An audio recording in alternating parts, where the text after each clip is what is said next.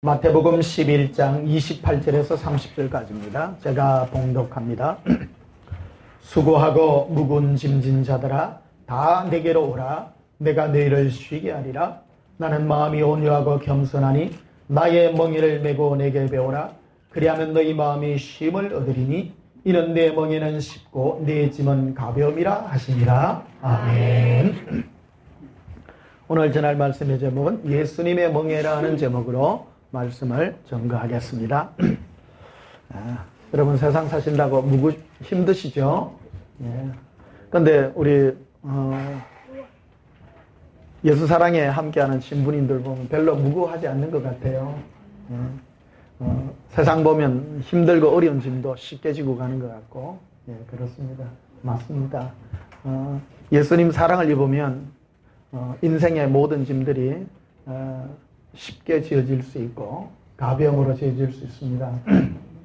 많은 사람들은 그러죠. 세상에 돈이 없어서 또 인간관계가 좋지 않아서 참 많은 짐들을 집니다. 또 몸이 아파서 많은 짐들을 집니다만, 많은 사람은 죽을 것 같지만은 예수님께 이 모든 것들을 맡기고 갈 때 너무나도 가볍다는 것을 느끼고 참 너무나도 즐거운 삶을 사는 것을 여러분을 볼 때 좋아 보입니다. 아닌가요? 행복해 보입니다. 여러분 참 행복해 보입니다. 참 요즘 뭐 3명 중에 1명, 뭐 4명 중에 1명이 암이라 그러잖아요. 암 환자가 참 많아요. 근데 제가 볼 때 여기에 우리 성도님 중에 암 환자 1명 없는 것 같고, 확률 높잖아요. 암 없는 것만 해도 너무 감사해요. 그건 또 암 걸려도 조기 발견해. 작년에 대박 사건 난 사람 있잖아요. 암 났는데 막 우연히 뭐 병원에 갔는데 뭐 검사를 했는데 암 초기 그거 해가지고 꼭 묻고 알 묻고 암 판정 받아가지고 돈 막 이제 해가지고 또 하고 암도 나서고 그것도 하고. 그 예수님 함께 손잡고 가면 이 꼭 묻고 알 묻고 막 이게 많은 것 같아요. 어저께 예수님이 저한테 그러셨어요. 아들아, 나와 함께 가면 네 모든 염려를 내가 다 지고 가니 네가 걱정할 게 뭐 있겠느냐. 제가 이제 올해 6학년 됐잖아요. 6학년 됐는데 지나온 날들을 가만히 돌이켜 보니까 내한테 일어난 일이 우연히 하나도 없는 거예요. 다 좋은 일이 있으려고, 다 좋아지려고 있었던 일들임을 정말 깨닫게 됩니다. 그리고 여기 20대, 30대 온 여러분들 걱정하지 마세요. 제 인생에 참 예수님 의지하고 오는 이 삶에요, 걱정할 일이 없다라는 거. 잠깐 걱정을 했는데 걱정할 일 하나도 없고 예수님이 다 해결해 주고요. 지금 행복한 일밖에 없고요. 좋은 일 하는 일밖에 없습니다. 인생에. 지난주에 바닷가에 가서 서가 있는데 어떤 젊은 남녀가 둘이서 막 데이트를 막 하고 있더라고요. 그러니까 막 둘이 부부인가 봐요. 신혼부부인데 놀러 왔는데 부산서 왔더라고요. 이거 그래 부산서 뭐 하려고 이 진해까지 왔습니까? 하니까요. 자기 둘이 데이트한다고 왔대요. 아이고, 참 행복한 부부입니다. 애는 어쩌고 해 하니까 친정 엄마가 보고 있다 그러더라고. 참 행복합니다. 그래, 나 이제 6학년인데 많이 두 분 많이 사랑하십시오. 지내놓고 보니까 사랑하는 것밖에 남는 게 없습니다. 지금 보니까 신혼이라 알콩달콩 할 것 같은데 내가 보니까 좀 있으니까 좀 싸우기도 하고 맥살도 잡고 할 게 보입니다만 그래도 사랑하시라고, 사랑하는 것밖에 남는 게 없다고 그 말씀을 했습니다. 지내놓고 보면 인생 아무것도 아닙니다. 인생 정말 아무것도 아닙니다. 많이 사랑하십시오. 많이 사랑하고 그게 인생의 지혜가 아닌가 이렇게 생각을 합니다. 오늘 그 본문에 보면 이렇게 되어 있습니다. 수고하고 무거운 짐진 자들아, 28절에 되어 있죠. 인생을 예수님은 그 말을 합니다. 수고하고 무거운 짐이라고 말합니다. 예수님도 부인하지 않습니다. 사람 사는 게 다 수고하고 무거운 짐이라는 겁니다. 다 힘들어요. 세상에 쉽게 사는 사람 한 명도 없어요. 전부 다 보면 사연이 다 있어. 꼬마들도 3살짜리 꼬마들도 고민이 있더라고. 이 무슨 고민이 그래 많냐? 5살짜리도 꼽아도 고민이 있어. 니 뭔 고민이 있는가 하면 누구가 뭐 순이가 영이가 내를 미워하고 그래 참말로 야 니 걔가 뭐를 했고 또 우리 엄마가 내를 꼬잡아 띠고 다 고민이 다 있는 거예요. 인생은 다 날 때부터 그런 거예요. 여러분 인생이 쉽던가요? 무겁던가요? 무겁죠. 네, 무겁습니다. 인생을 쉽다고 생각하면 그건 거짓말입니다. 어떤 사람은 쉽다고만 얘기합니다. 무겁습니다. 예수님이 정의하셨어요. 수고하고 무거운 짐진 자들아 다 내게로 오라. 네. 예수님은 주님 품으로 이끌어 드리십니다. 제가 그래요. 수고하고 힘들 때 예수님 품에 안길 때 예수님께서 제일 먼저 해주는 게 내 마음의 짐을 가볍게 해주는 것을 느낍니다. 예수님과 만나서 한 10분만 대화하면요. 마음의 짐들이 확 멀어간다는 겁니다. 가만히 돌이켜보니까 가장 큰 무거운 짐이 뭐냐? 그것은 바로 인간관계 쓰는 짐이 아닌가 싶기도 하고요. 또 하나는 인생의 나의 짐이기도 합니다. 나의 현재의 짐, 미래의 짐들, 내가 살아가야 될 현재의 짐들이요. 쉽게 말하면 뭐 돈에 관한 거, 또 물질에 관한 거, 그리고 또 건강에 관한 거, 이런 것들이 다 해당이 되겠죠. 참 다 힘듭니다. 사람 사는 거요. 또 자녀들 또 2명, 3명 낳아가지고 기르는 거 참 쉽지 않습니다. 요즘 보면요. 애들 이리 안고 가는 사람들 보면요. 이야, 당신 대단하다. 어떻게 다 키울래? 참말로 앞이 갑갑하다. 요즘 보면 그래서 결혼하는 사람도 많잖아요. 결혼해도 애 안 낳는 사람도 많다 그러고요. 국가에서 막 먹이주고 뭐 돈도 주고 키워준다는데도 힘들다라는 것이죠. 그러나 예수님께 맡기고 가면 이 모든 것들을 해결해 주심을 압니다. 자, 28절 다시 봐요. 수고하고 무거운 짐진 자들아 다 내게로 오라. 내가 너희를 쉬게 하리라. 그래서 우리의 짐을 다 해결해 주시는 분이 예수님이신데, 근데 이게 간단치 않다라는 겁니다. 말이 쉽죠. 29절에 나는 마음이 온유하고 겸손하니 나의 멍에를 메라. 그래서 예수님의 멍에를 맬 때 예수님의 그 마음은 온유와 겸손이라는 겁니다. 이 온유와 겸손을 배울 때 예수님의 그 멍에를 맬 수 있고 우리 인생의 모든 것도 쉽게 지고 갈 수 있는 은혜의 영광이 있게 된다는 겁니다. 여러분 인생 가운데요.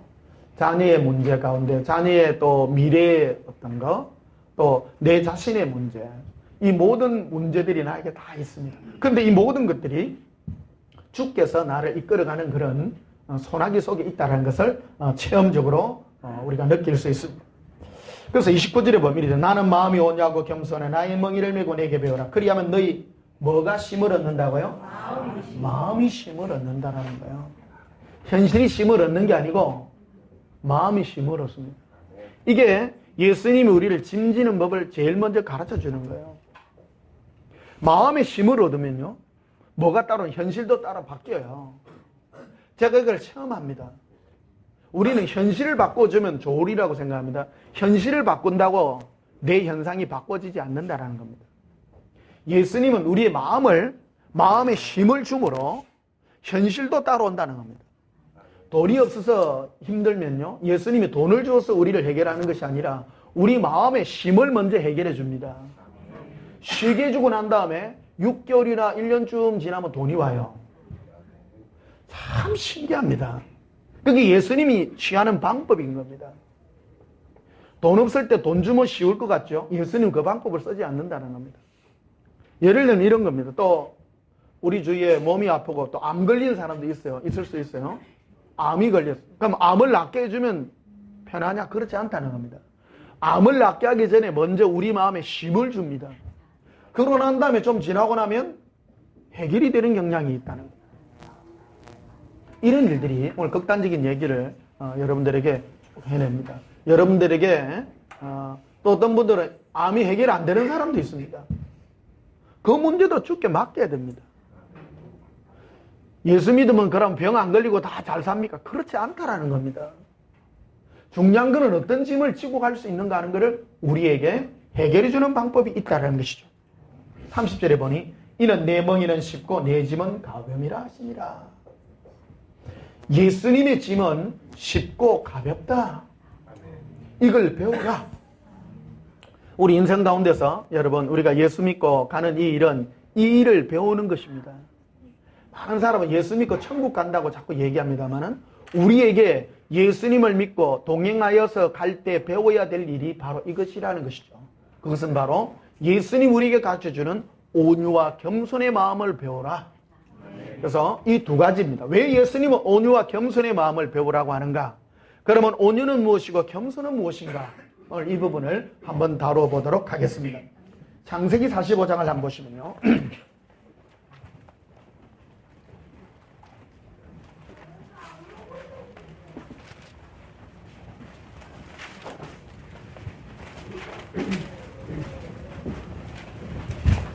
창세기 45장 4절에 요셉이 형들에게 이르되 내게로 가까이 오소서. 그들이 가까이 가리 이르되 나는 당신들의 아우요 요셉이니 당신들이 애굽에 판 자라. 당신들이 나를 이곳에 팔았다고 해서 근심하지 마소서. 한탄하지 마소서. 하나님이 생명을 구원하시려고 나를 당신들보다 먼저 보내셨나이다. 이 얘기는요, 요셉이 막내 아들로 태어났는데 형들이 자기 아버지가 요셉을 너무너무 사랑했어요. 아버지가 야곱이죠. 너무너무 사랑해가지고 다른 아들보다도 이 요셉을 너무 사랑해서 채색옷을 입었어요. 색동옷 같은 거. 옛날에는 색깔 있는 옷이란 게 있을 수 없잖아요. 전부 우중충한 거, 짐승 가죽 옷이나 그런 걸 입었는데 아주 화려한 옷을 입혀가 특별히 애를 더 사랑했어요.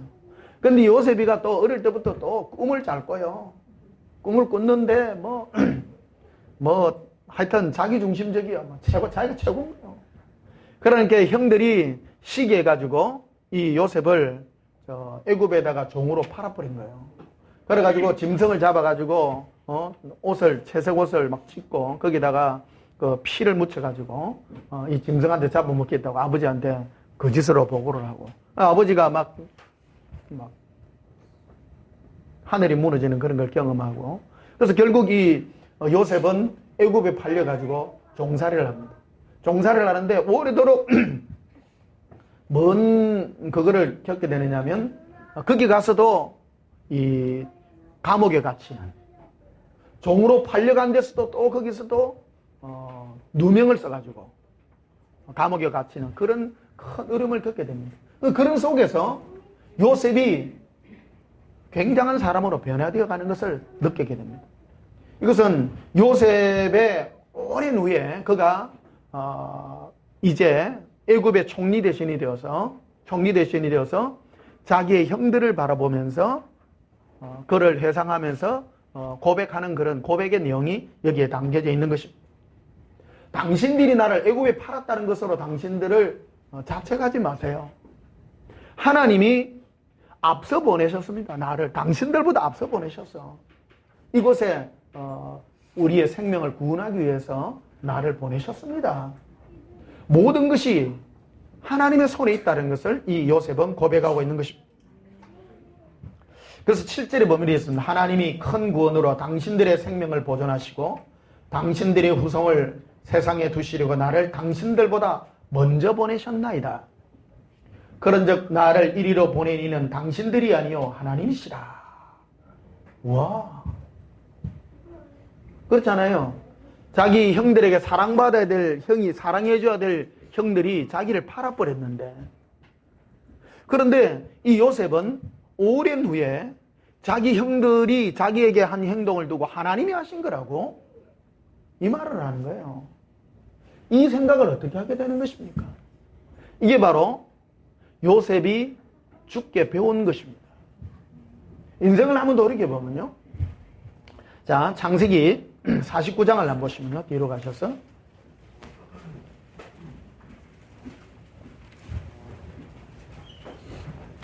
창세기 49장 22절에 요셉은 무성한 가지 곧 샘 곁에 무성한 가지라. 그 가지가 담을 넘었도다. 활 쏘는 자가 그를 학대하며 적개심을 가지고 그를 쏘았으나 요셉의 활은 도리어 굳세며 그의 팔은 힘이 있으니 이는 야곱의 전능자 이스라엘의 반석에 목자의 손을 힘입음이라. 네 아버지의 하나님께로 말미암나니 그가 너를 도우실 것이요 전능자로 말미암나니 그가 내게 복을 주실 것이라. 위로 하늘의 복과 아래로 깊은 샘의 복과 젖먹이는 복과 태의 복이로다. 내 아버지의 축복이 내 선주의 축복보다 나아서 영원한 산이 한없음같이 이 축복이요 요셉의 머리로 돌아오며 그 형제 중 뛰어난 자의 정수리로 돌아오리로다. 요셉을 이렇게 축복하는데 누가 축복하느냐면 그 아버지 야곱이 축복을 합니다. 인생은요 어떤 자가 복된 자냐면 편안하게 산 사람이 복된 자가 아니라 많은 고난을 겪고요 고통을 겪은 사람이 복된 자입니다. 사람이 힘들고 어려우면 생각을 많이 합니다. 하나님 예수님과 동행하려고 하면 예수님과 생각을 많이 해야 돼요. 생각을 많이 해야 돼요. 저는 지금도 늘 예수님을 생각하면서 삽니다. 어저께 아리께 금요일 밤에 잠을 자면서 예수님 저를 좀 붙들어 달라고, 예수님 제 삶에 어떤 그런 은혜로 나를 이끄십니까? 그럴 때 토요일날 어제 아침이죠. 꿈을 꾸는데 너무 선명한 꿈을 꿔요. 저는 꿈을 꿔도 참 재밌는 꿈을 많이 꿔요. 꿈을 꾸는데 십자가가 이래 막 보이더라고요. 내가 이래 십자가를 이래 지고 가는 것 같아. 그런데 그 십자가를 수술을 하는 꿈을 꿔요. 수술을 하는데 이래 옆으로 하고 밑으로 길잖아요, 십자가가. 그 수술을 위에서 밑에까지 길게 이래 껐더라고. 안을 완전히 쪼개는 그런 거, 십자가를 이렇게 쪼개는 그런 그 꿈을 꿨어요.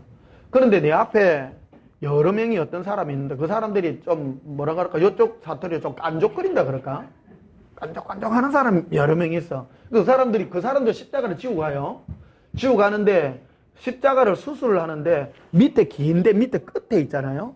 옆으로 쪼개 이래 하더라고. 그 꿈에서도 저 사람들 수술 저래 하는 게 아닌데 이상한 수술을 하네. 그 꿈도 희한하죠. 별로 재미가 없네.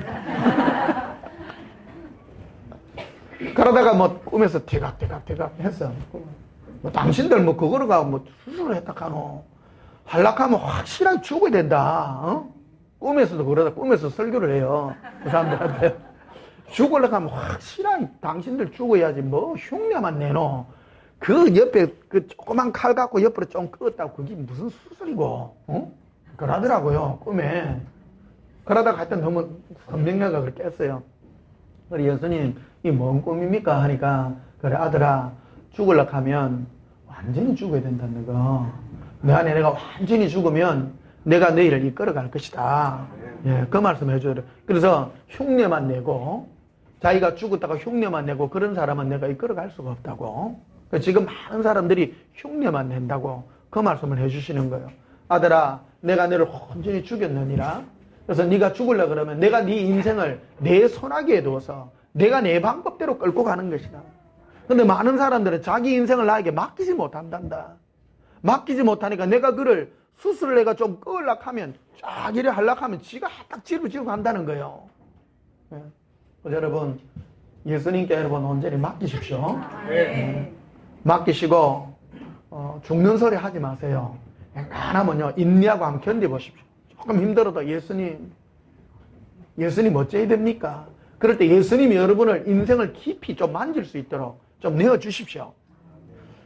조금은 힘들어도 달랑 자꾸 십자가를 해요. 앉으려 그래. 조금만 하면 못 살겠습니다. 못 살겠습니다. 이렇게 수술이 안 돼. 무슨 말인지 압니까? 진리를 추구하십시오. 고백하십시오. 예수님, 저를 죽여주세요. 그래서 요셉이 우리나라 사람들이 크리스찬들이 자식들 이름을 짓는데 제일 많이 짓는 이름이 요한이고요. 요한이고 그 다음으로 이름 많이 짓는 게 요셉이에요. 요셉을 왜 많이 짓는가 하면요, 국무총리거든요. 그 세상에서 잘 때라고 그 요셉이라고 말이죠. 근데 요셉 될 수 있었던 그 배후에는 자기 아버지 야곱의 그 축복이 있었다라는 것을 말해야 됩니다. 거기 보면 22절에 보면 요셉의 무성한 가지 곧 샘 곁에 무성한 가지라 그 가지가 담을 넘었도다. 이게 말하면 막 과일이 맺혀가 있는 사과나무나 무화과나무나 이런 게 막 맺혀가지고 막 뻗어나가잖아요. 근데 이게 경계가 없어. 나무는 경계가 없어. 그러니까 담을 넘는 기라.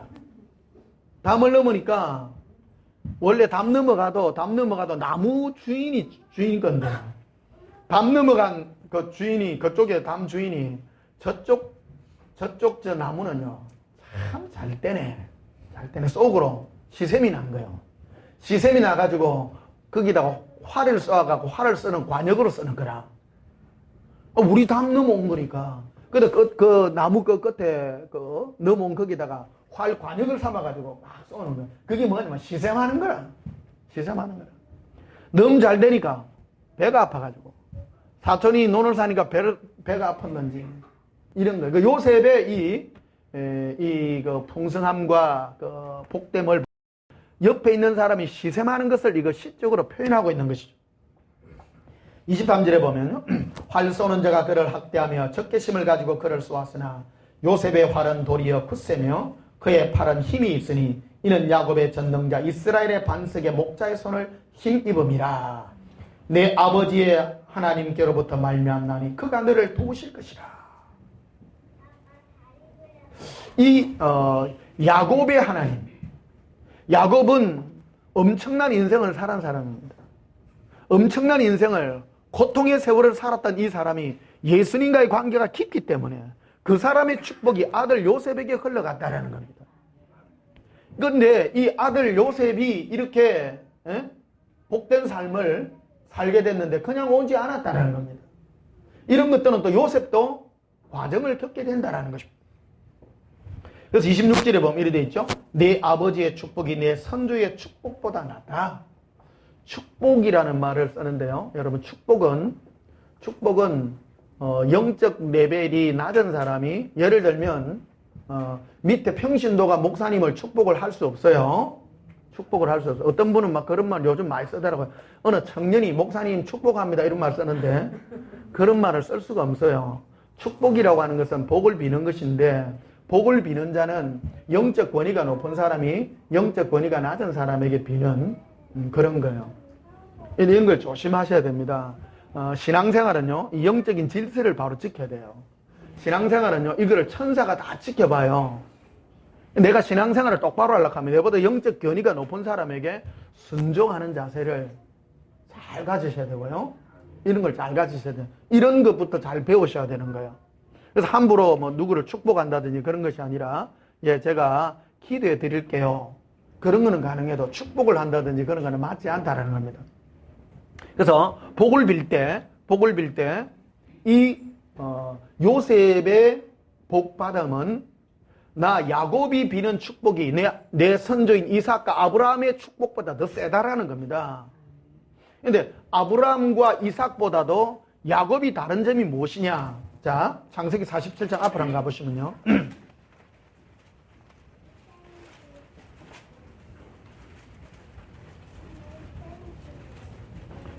창세기 47장 8절에 보시면요.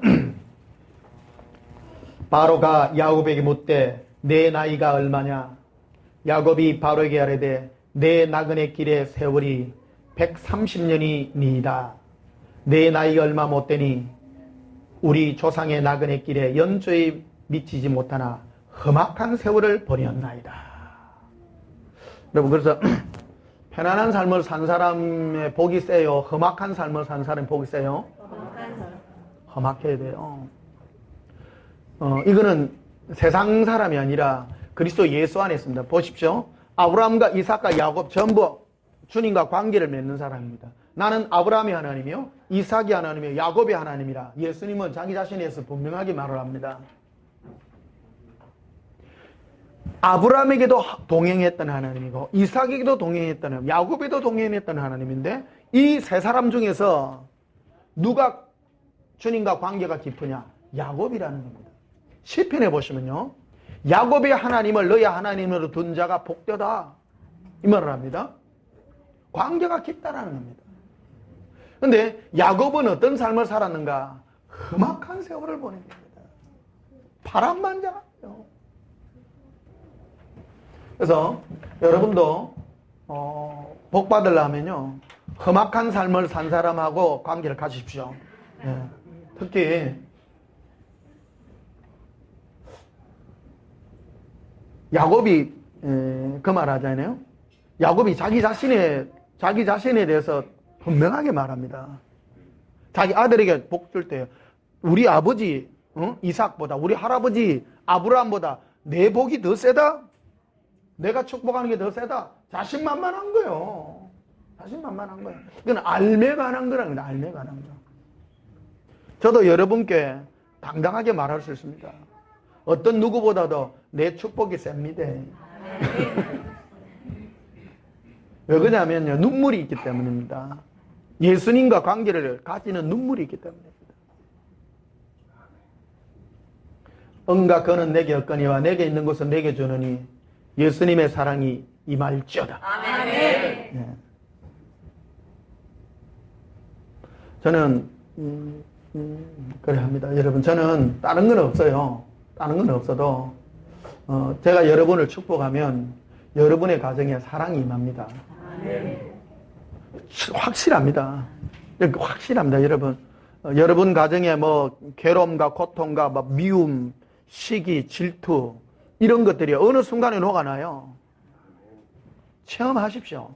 그 정말입니다. 그게 여러분 누릴 수 있는 가장 큰 축복입니다. 왜 그러냐면 제가 예수님과 관계 그런 속에서 일평생을 보냈기 때문입니다. 할 말이 많아요. 할 말이 많아. 이게 관계 속에서 노는 겁니다. 다 관계입니다. 야곱의 험악한 삶요 있었기 때문이고, 저는 목사로서도 험악한 삶을 살았습니다. 저 보면 뭐 지금 내 나이 되고 이러면 우리 뭐 동기 목사들은 좀 뭐 요즘 조기 은퇴하면 63살, 4살 되면 은퇴하는 사람 많은데 좀 있으면 나 은퇴해야 돼요. 아직 나 빛도 못 보고 있어요. 아직 헤매고 있어. 평생을 이래 살았지만 빛도 못 보고요. 이래서 합니다. 그런 속에서 예수님께 묻고 관계한 것들이 깊었다라는 겁니다. 제 얘기를 해서 좀 미안합니다만은 그렇습니다. 여러분이 온전한 교회 온 이유가 있습니다. 교회는요, 교회는 다 똑같지만은 교회이기 때문에 가서는 안 됩니다. 영적인 것을 아셔야 됩니다. 어떤 분들은 교회 가면 우리 목사님 필요 없다, 우리끼리 모이자 이런 사람이 있습니다. 그런 건 있을 수가 없어요. 영적이라고 하는 것은 신앙생활이라는 것은 양은 목자의 음성을 듣게 되어 있고요. 영적인 질서가 그런 거예요. 신앙생활은 내가 저 목사에게 어떤 메시지를 듣고 그로 흐르는 영적인 양분을 뭐를 흡수하느냐가 중요한 것입니다. 이 땅에 목사를 훈련시키는 거예요. 주의 종을 이 땅에 훈련을 시킵니다. 여러분이 교회에 온 것은 이 땅에는 많은 교회가 있습니다. 그 교회라고 하는 것은 교회들마다 흐르는 영적인 메시지가 다 다릅니다. 그거는 그 목사에게 예수님이 그 목사님을 다루어서 그 목사님으로부터 흐르는 영적인 그 영양가가 흘러가는 것인데 그것을 먹는 것입니다. 신앙생활은 그런 것을 먹는 것입니다. 교리를 공부하는 것이 아니라 그 목사의 안에 주님과 관계했던 그 은혜와 사랑의 은혜가 흘러서 여러분들이 그 양식을 먹는 거라는 겁니다. 예를 똑같이 한번 들어보십시오. 만약 조영기 목사님이 여러분들이 듣게 되면요, 똑같은 그 은혜가 임합니다. 왜 그러냐면 뭐를 임합니까? 나도 복 받아봐야지. 생겨요, 안 생겨요? 그런 게 생기는 거예요. 여러분들이 여기에 온전한 게 오게 되면 여러분들이 받게 되면 나도 예수님 사랑해야지 이게 생기잖아요. 그게 바로 은혜요 소망인 겁니다. 그게 바로 여러분의 영이 먹는 양식이다 이거예요. 양식이다. 어떤 분들은 그러면 우리 목사님하고 상관없어요. 우리는 그냥 하나님하고 우리하고 1대1입니다. 그런 거는 없어요. 주님하고 뭐 관계 없으면 교회 가가 목사님 필요 없이 그냥 뭐 기도만 하면 되지 뭐. 그렇지 않잖아요. 주일날 오면 목사 입에서 나오는 뭐든지 메시지를 듣게 되는 겁니다. 근데 그 목사 입에서 나오는 메시지가 뭐로부터 나오느냐? 예수님과의 관계 속에서 나오는 것이에 여러분이 먹는 거다. 그걸 먹는 거라는 겁니다. 똑같은 거라는 겁니다. 어떤 분은 막 이래 막 꼭 주님이 오십니다. 하면 겁먹어. 그 은혜가 임하는 것입니다. 여러분의 마음에 무엇이 임하느냐에 따라 그것이 우리에게 생명이 되고 그것이 내 인생의 목표가 되는 것이다. 그래서 10절에 보면 이렇게 되어 있죠. 야곱이 바로에게 축복하고 그 앞에서 나오니라. 세상적으로 보면 야곱이 계급 높아요? 바로 왕이 높아요? 이 야곱은요, 별 볼 일 없는 할아버지입니다. 그 시골에서 130년 동안 그 목동짓 하던 할아버지인데, 그 당시 세계 최강의 그 파라오 아닙니까? 저 이집트 가면 피라미드 스핑크스 만드는 그 왕입니다. 지금도 대단하잖아요. 엄청납니다. 요즘에는 뭐 미국이 뭐 최고로 치지만 옛날에는 바로 왕이 세계 최강입니다. 어마어마한 왕이죠. 근데 그 바로 왕을 이 야곱이 축복을 하는 거예요. 영적 권위가 훨씬 높은 겁니다. 축복을 할 정도의 그런 영적 권위를 가지고 있다는 거예요. 그런데 이런 영적 권위를 뭐를 통해서 가지는 야곱이 예수님과의 관계 속에서 험악한 삶 속에서 그가 주님과의 관계 속에서 축복을 할 수 있는 권위가 그 속에서 있다는 것입니다. 신앙생활은요, 예수님과 동행 속에 있는 것입니다. 뭐든지 좋아요. 예수님께 묻고 관계를 가지고 내 마음에 희로애락이 있고요. 좋을 때도 있고 주님 때문에 눈물도 흘리고. 응? 그래서 한 번은 왔다 가는 인생 편안하게만 살지 마시고 눈물도 겪어보고요. 괴로움도 겪어보고 고통도 겪어보고 힘들다 하지 마세요. 우리 천국 가면 1000년 살아요? 1억 년 살아요? 영원히 살아요? 영원이라는 걸 생각 한번 해봐. 그 영원이라는 게 이 세상 우리가 길면 100년 정도 사는데 100년 사는 이 인생 속에서 예수님과의 관계 속에서 깊어진 것만큼 예수님이 천국에서 영원한 영광의 지위와 자리를 우리에게 허락해 놓다 했다. 천국 가면 뭐하느냐? 이 땅에서 내가 예수님과 희로애락을 겪으면서 좋을 때나 나쁠 때나 괴로울 때나 예수님과의 관계 속에서 겪은 이 모든 것들이 나에게 큰 힘이 되고 알매의 은혜가 되고 그것이 천국에서의 내 자리가 된다는 것입니다. 천국 오면 예수님 문 앞에서 물어봅니다. 니 누구? 이름 물어봐요. 모르십니까? 뭐 끝나고 밑에서 내하고 안 놀았습니까? 동행이라는 겁니다. 내가 괴로워가지고요. 내 마음이 힘들어가. 어느 김아무씨가 내를 막 욕을 하고 해가지고 예수님 내가 풀 데가 없어가 예수님께 내가 말 다 했잖아요. 그때 예수님 내 위로해줬어요? 안 해줬어요? 해줬지 내가 니를. 그때 내가 죽는 줄 알았는데요. 예수님 그랬더니 참으라고. 근데 참았어요. 근데 그 양반이 내한테 와가 맥살을 또 잡대요. 그래가 내가 한 대 칠려 했는데 예수님이 하지 마라. 그래가 또 참았대. 그래가 내가 30번 참았어요. 30번. 참다가 못 참았대. 그럼 예수님이 그 사람을 만져가지고 어디로 딴 데 보내삐고. 그런 관계입니다. 사람은요 혼자 살 수가 없는 거예요. 인생 속에서 사람들과 관계 속에서 부딪히고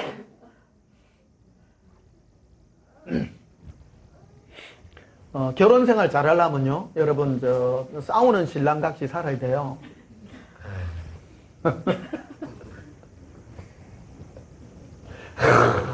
저걸 잡고 막 그런 사람 있잖아요. 그러면 도망갈 데가 어디밖에 없습니까? 예수님밖에 없어. 좋은 신랑 만난 사람은 천국 가봐야 별 볼 일 없어. 중간비 못 가, 중간비. 잘해봐야 중간이라. 험악한 삶, 험악한 삶. 야곱이 왜 험악한 삶을 산 줄 아세요? 부인이 4명이라 그래요. 한 봐봐, 성경에 써놨어요.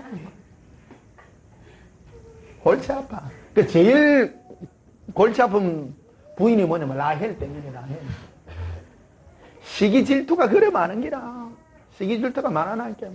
얼굴은 좀 예뻤던가 봐. 하여튼 막 골치 아파. 그래 성경에 창세기 읽어보면요. 야곱이 라헬 때문에 속이 너무 썩었어. 그러니까 그 여자 혼자서 일으킨 일들 아니요. 그러니까 언니 레아가 막 골치 아파가지고 막. 그러니까 애 놓고 애가 그 관계가 그러니까 부인이 4명인기라. 부인이 내다 보니까 험악한 삶을 살았던 거예요. 어쨌든 우리나라 사람들 좀 셉니다. 우리나라 사람들 셉니다. 보통 센 게 아닙니다. 우리나라 사람들. 일본 사람들은 보면 좀 순한 것 같더라고. 순한 것. 우리나라 요즘 그 촛불 집회 이런 거 하잖아요. 촛불 집회. 그 일본 사람들 이해를 못해. 자기의 어떤 저런 걸 왜 저렇게 주장할 수 있냐? 우리 할 수 있어.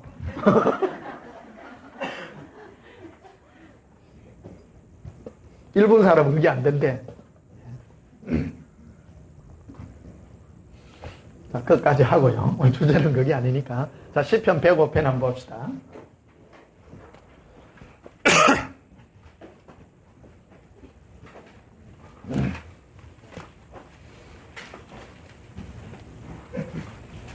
시편 105편 16절에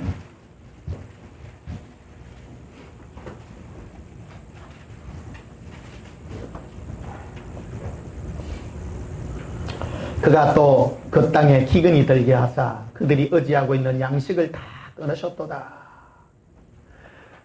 진짜 예수님 너무하세요? 안 너무하세요? 기근을 하나님이 인생을 다루려고 하면 제일 먼저요 목구멍을 포도청 되게 해버려. 먹고 사는 거를요 골치 아프게 해버리는 거예요. 그러니까 이스라엘 땅 여러분 지지난주 설교했죠. 이스라엘 땅에는 하늘에서 비가 내려와 먹고 사는 땅이에요. 골짜기 땅이에요. 애굽 땅은 큰 평지이기 때문에 발로서 물로 자기 노력으로만 열심히 하면 먹고 살 수 있는 땅이지만 이스라엘 땅은 가뭄 들어보면 천수답이에요. 하늘에서 비 안 내리면 이 완전 농사 못 짓는 땅인 거예요. 그래 하나님이 다루기 좋은 거예요. 다루기 좋아. 비 하면 안 내리쁘면 막 딱 나쁘는 거라. 근데 애굽 땅 이거는 비 안 내려도 상류에서 항상 비가 내리기 때문에 애굽 이거를 다룰 방법이 없어. 지가 열심히 노력하 먹고 사는 거예요 이게. 세상은 그런 거예요. 하나님의 자녀와 세상 사람의 차이는 그거예요. 하나님의 자녀는요 다루기 쉬워요. 딱 먹는 거 쫙 보면 돼. 딱 짜치게 해보는 거예요. 그러면 막 골치 아픈 거야. 자 16절 봐요. 그가 또 그 땅에 기근이 들게 하사 그들이 의지하고 있는 양식을 다 끊으셨도다. 의지한다는 거. 사람이 누군가를 의지하는 걸 다 끊어보는 거예요. 인생은요 교만이란 게 어디서 오느냐 하면 내가 의지할 때 있으면 교만이 딱 옵니다. 여러분 신랑이 돈 잘 벌고 잘생기고 이런 부인들 보면 좀 교만해요. 왜 그러냐면 항상 의지할 게 있거든. 마음이 높아. 항상 마음이 높아요. 근데 어떤 사람이 늘 겸손하냐면요 신랑도 별 볼 일 없고 아니 늘 겸손해. 조금만 바람 불면 먹을 게 없는데 겸손할 수밖에 없어. 그 예수님께 오셔서 주님이 너는 내게 배우라 하는데 2가지가 있습니다. 온유와 겸손인데 첫 번째 우리로 겸손케 하십니다. 겸손을 하나님이 우리에게, 예수님 우리를 겸손을 가르치려면 제일 먼저 쪼는 게 목구멍을 쪼아버려요. 못 먹도록. 이게 내가 의지하는 양식을 제일 먼저 끊어버리는 거예요. 그 신앙생활의 첫 단추입니다. 하나님은 어떤 자를 가장 좋아하느냐면요, 겸손한 자를 사랑하고 교만한 자를 미워하십니다. 그냥 모른다는 정도가 아니라 대적하고요. 교만한 자를 예수님은 굉장히 싫어하십니다. 그래서 하나님의 자녀를 제일 먼저 주님의 사랑을 이끌려고 하면 그걸 겸손케 해야 되는데, 교만을 제일 먼저 꺾으려고 그러면 내가 먹고 의지하는 것을 제일 먼저 꺾어버리는 것입니다. 17절에 그가 한 사람을 앞서 보내셨으며 요셉이 종으로 팔렸더라. 그래서 사실은 형들이 팔았다고 하지만 형들은 쓰임 받는 거예요. 하나님이 이 요셉을 뭔가 바꾸기 위해서 그를 종으로 팔려가도록 만드는 거예요. 그래서 아까 창세기 보게 되면 요셉이 그 말을 하잖아요. 형들이여, 나를 당신들이 애굽에 팔았다고 해서 당신들이 스스로 자책하지 마소서, 한탄하지 마소서. 나를 이 애굽에 보낸 이는 당신들이 아니라, 형들이 아니라 하나님이 그랬습니다. 그 말하는 거예요. 시편 105편은 이것을 영적으로 다루고 있는 그 부분입니다. 18절에 그의 발은 착고를 차고 그의 몸은 쇠사슬에 매였으니, 그 지하 감옥에 갇혀가지고요, 오래 있었어요. 오래 13년 정도 있었던 걸로 이렇게 기억이 됩니다. 길지요? 지하 감옥에 13년 정도 갇혀 있었습니다. 여러분, 감옥에 13년 정도 갇혀 있다고 생각해 봐요. 몸 착고에 갇혀가지고 꼼짝을 못 해요. 한 일주일 하면 어떻게 될까요? 여러분 생각을 해보셔야 됩니다. 우리 삶도 그렇습니다. 저도 오랜 세월 꼼짝 못하게 하더라고요. 진해 감옥에 갇혀가지고요. 지금 어디 가라 해도 못 가잖아. 안 가잖아요. 가지를 못해. 어디 가자 하면 괜찮아요. 이제는. 딱 갇히면요, 그래 돼요. 착고에 딱 갇혀 있으니까. 그래서 몸은 쇠사슬에 매였다. 이래. 이게 몸 되어 있는데, 이게 그 나나주에 보게 되면 혼이라고 되어 있죠. 마음입니다. 몸이 묶였지만 실장 묶인 게 아니라 마음이 묶인 거예요. 내 마음이 내 마음대로 못해요. 하나님이 우리를 이렇게 뭔가 꼼짝 못하도록 묶어두는 거예요. 우리를. 여러분, 꼼짝 못하는 거 있죠? 이게 왜 이렇게 만든 거냐는 겁니다. 우리가 적용을 해야 됩니다. 내가 내 맘대로, 내 인생을 내 맘대로 하는 사람이 복돼요? 꼼짝 못하는 사람이 복돼요? 꼼짝 못하는 사람이 복된 거예요. 사람은요, 누구든지 자기 마음대로 하고 싶은 욕망이 다 있는 거예요. 그게 바로 죄입니다. 죄라고 하는 것은 내가 내 마음대로 살고 싶고, 내가 내 팔을 흔들고 싶고, 내가 내 주장하고 싶은 거예요. 그런데 요셉이 착고의 지하 감옥에서 묶여서 10몇 년을 있다 보니까 자기 마음을 자기 마음대로 못하는 거예요. 그래서 꼭 묶기가 있으니까 자기 자신이 완전 죽는 거예요. 죽어지는 거예요. 죽는 과정을 겪는 거라는 거예요. 여러분이 꼭 감옥에 안 가셔도 현실 삶 속에서 내가 주님의 손에 묶여서 여러분의 주장을 완전히 꺾어지시는 그런 은혜가 있기를 주님이 축복합니다. 그래서 19절에 보면요, 곧 여호와의 말씀이 응할 때까지다. 여호와의 말씀이 응할 때까지라는 게 뭐냐면, 자기가 자기 고집대로가 아니라 주님의 말씀대로 행할 수 있도록 아주 말도 잡는 양을 만들어 보는 거야. 순종케 하는 거예요. 순종케 하는 거. 야생마를 훈련시킬 때 그래 합니다. 야생마. 여러분 서부 영화 보면요, 서부 영화 보면 여러분 신기한 거 못 봤어요? 말 딱 타고 가다가 어느 저 술집 앞에 카우보이들이 내려가지고 말고삐 있잖아요. 말고삐를 그냥 앞에다가 그 바에다가 말고삐 딱 걸어놨는데 말 안 도망가고 있잖아. 웃기잖아요. 말이 훈련된 말이에요. 야생마들은 그런 거 못해요. 야생마들은 처음 타면 난리치잖아. 지 맘대로 하려고. 근데 위에서 타가지고 막 훈련을 시켜요. 훈련을 시키고 편안하도록 만들고, 그리고 제일 훈련 잘 된 말들이 뭐냐면 어디 가가지고 말고삐만 어디 딱 끌어놓으면 땡기면 갈 수 있는데 딱 훈련돼가고 주인이 놓을 때까지 가만히 기다리는 거예요. 그 훈련된 거라, 훈련된 거. 우리도 그런 거예요. 예수님이 가작하는 대로 잘 훈련하고요. 요리 가작하면 요리가가 가만히 있고, 놓네 가만히 있거라 말 안 해도 가만히 있어. 근데 훈련 안 된 우리 사람들을 보면 지 생각으로 지 맘대로 하려고 그래. 자유를 막 주면 자기 마음대로 하려고 그러는 거예요. 자기를 위해 쓰려고 그러는 거예요. 우리 동일한 겁니다. 우리 겸손을 배우는 건데, 겸손의 첫 단계가 뭐냐면요, 예수님이 하는 데까지 가만히 있는 거예요. 뭐를 주도 내 마음대로 안 해요. 하재하면요, 그라이소 그러지. 가만히 있어요. 이래라 하면 예, 저래라 하면 예, 그 말이에요. 그 19절 봐봐요. 곧 여호와의 말씀이, 즉 예수님이 오셔서 요셉을 생각 가운데서 계속 말씀하셔서, 전에는 자기 생각대로 살았으나 이제는 자기 생각대로 안 산다라는 겁니다. 감옥에 갇혀가 가만히 있으니까 내놔도 안 가. 가만히 있는 거예요. 가작할 때 가는 거예요. 현실이 제가 그래요. 내 마음대로 안 해요. 하작할 때 가는 거예요.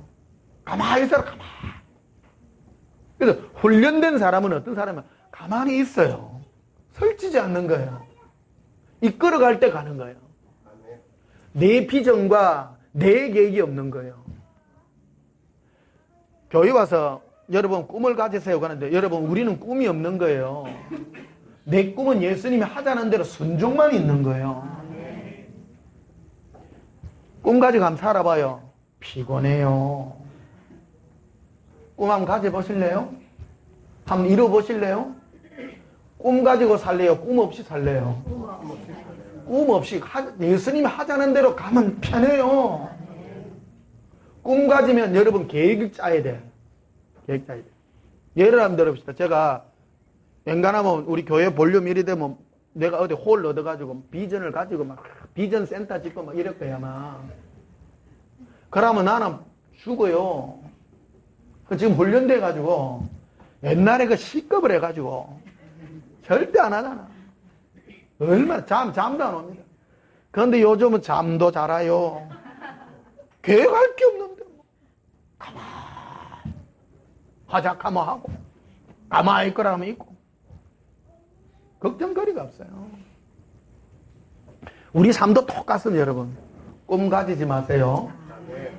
내 꿈은 오직 예수님 사랑하는 꿈만 가지세요. 그 소망이 참 소망입니다.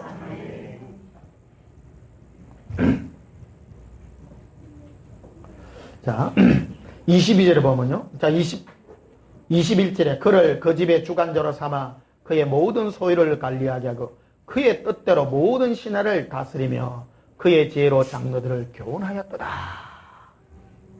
그래서 요셉이 주님의 뜻대로 할 수 있는 그런 순종하는 자로서 살게 되었다는 것. 자기 생각이 없는 겁니다. 예수님이 시키는 대로, 그 겸손이란 건데, 겸손이 어디서 오느냐? 겸손은 내 생각이 없는 것에서 오는 거예요. 그렇지 않습니까? 교만은 어디서 오는 거예요? 내 생각 있는 사람이 교만한 거죠. 내 생각 없는 사람은 교만할래? 교만이 있을 수가 없어요. 어떤 사람 보고 당신 겸손하셔야 됩니다. 말장난하면 안 돼요. 겸손하려고 하면 내 계획 없으면 겸손해요. 그렇지야? 무슨 말인지 이해하셔야 됩니다. 예수님 오셔서 우리로 훈련하게 하는 게 내 계획을 끊게 하는 겁니다. 여기 20대, 10대 많이 왔는데요. 여러분은 복돼요. 복돼요. 비전 가지시면요, 골치 아파요. 비전 가지고 비전 이루는 사람은요, 제가 볼 때 1000명 중에 10,000명 중에 1명, 2명입니다. 확률도 있긴 있습니다. 성공합니다. 그런데 그 외에 많은 사람은 실패합니다. 살아보셔서 합니다. 여러분이 특별한 게 없으시면 뭐 함부로 비전 가지지 마세요. 확률 높은 거 할래요? 확률 없는 거 할래요? 확률 높은 거 하세요. 100% 확률이 뭐냐면 꿈 가지지 마세요. 예수님 시키는 대로 하십시오. 내 인생을 주께 맡기고 한 걸음 한 걸음 가는 그걸 가십시오. 그게 가장 편안한 겁니다. 우리는 능력 없습니다. 따라합시다. 나는 능력 없습니다. 예수님 뜻대로 하시옵소서. 참 편합니다. 평안한 가운데 가십시오. 세상에는 가면 막 가라. 여러분 꿈을 가지세요. 그러니까 수많은 사람이 청년 열정 가지잖아요. 청년 열정 가져. 그래가 죽어가는 사람 한두 명이 아닙니다. 세상은 그런 거예요. 청년 열정을 이루는 사람은 머리도 좋고 똑똑하고 앞서가는 사람은 성공할 수 있어요. 그러나 수많은 사람은 다 죽어갑니다. 우리 예수 믿는 사람은요, 자기 꿈을 내려놓으시고 예수님께 맡기고 가십시오. 예수님이 이루어갑니다. 예수님이 이끌으십니다. 내 인생을 내 뜻이 아니라 주님의 뜻을 이루는 도구가 된다는 겁니다. 그래서 겸손은 여기서 배워지게 되는 것이다. 자, 시편 107편 한번 봐요.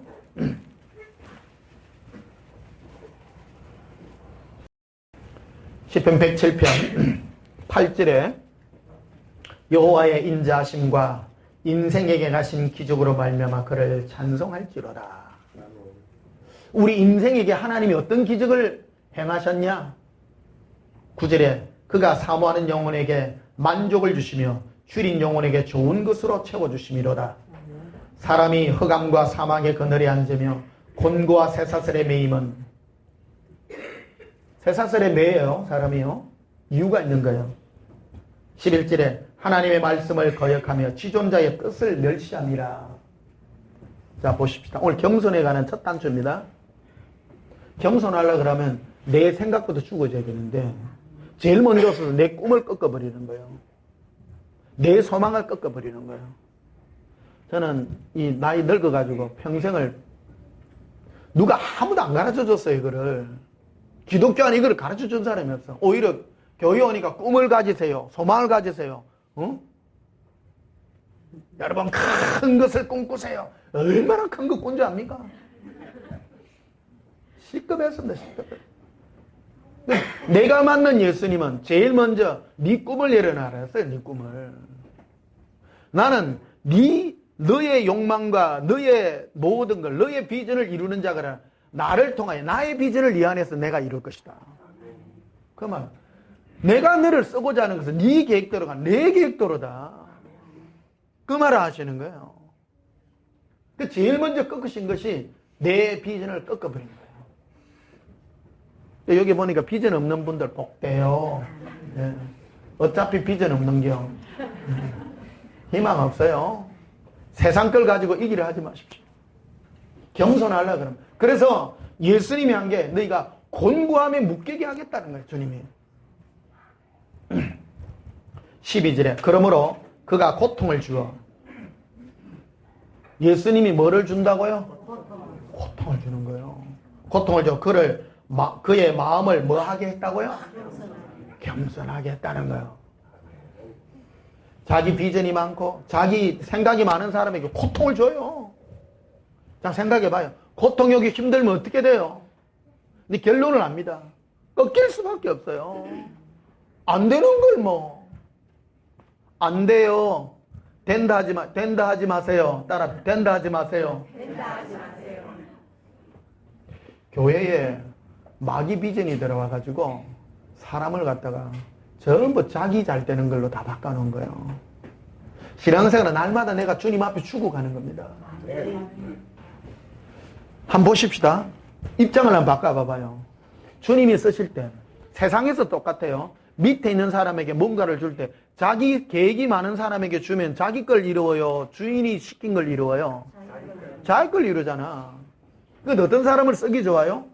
자기 계획이 없고 순종 잘하는 사람에게 위에 사람이 이거 하세요 하면 잘하잖아요. 하나님과 우리 관계도 똑같다는 겁니다. 내 비전이 없고 주님의 뜻대로 이루는 사람은 내게 없습니다. 주님 뜻대로 하세요 하는 사람은 쓰기 쉽다는 거예요. 겸손하다는 거게. 그래서 겸손이 뭐냐? 오늘 겸손의 첫 의미부터 넘어갑니다. 다음부터 겸손. 예수님 우리를 겸손케 하려고 하니까 우리 교회에서 내 뜻대로 못 이루게 하는 거예요. 못 이루게. 그래서 주 뜻대로 가는 거예요. 주님 뜻대로 하십시오. 그래서 겸손한 자는 얼굴에 웃음이 나. 근데 예수님은 힘든 거 안 시켜요. 한번 봐봐. 내가 한번 봐봐요. 힘든 거 시켜 안 시켜요? 안 시키죠. 예수님의 멍에는 가볍고 쉽다 말이에요. 어려운 걸 주지 않습니다. 세상이 주는 것은 어렵고 힘들어요. 열심히 하세요. 잠자지 마세요. 그래요. 예수님은 좀 자라. 푹 쉬어라. 내 멍에는 쉽고 가볍다. 따라합시다. 세상의 짐은 무겁지만 예수님의 짐은 쉽고 가볍습니다. 기적이 일어납니다. 주님의 기적을 맛보려고 그러면 겸손해야 되는데 겸손하려고 하면 제일 먼저 내 비전을 꺾어버린다는 거예요. 그래서 우리는 2017년도 여러분 평안한 양같이요. 여러분 모든 비전 내려놓으시고 주 뜻대로 평안하십시오. 겸손의 길을 걸어보십시오. 자, 12절 보시면요. 그러므로 그가 고통을 주어 그들의 마음을 겸손하게 했으니 그들이 엎어져도 돕는 자가 없었도다. 제가 이걸 체험을 했어요. 저도 목사 아니에요. 저도 우리 주위에 동기 목사도 많고 주위에 도울 사람 많습니다. 죽을 때는요 10원짜리 하나 안 도와주더라고요. 내가 짜치해가지고 어느 아는 사람한테 전화를 했어요. 처음에 좀 하더만 다음 전화하니까 안 받는 게야.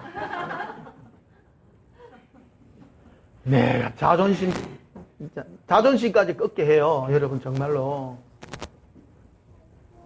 따라서 자존심을 꺾습니다. 남자는요 자존심 꺾으면 그거 끝난 거예요. 사람은요 자존심이란 게 있는 거예요. 3살짜리라도 자존심이 있단 게.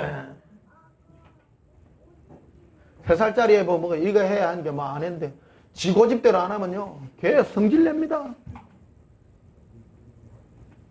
아무도 내 주위에 돕는 사람 한 명도 없어. 아무거나. 그 이유가 뭐냐?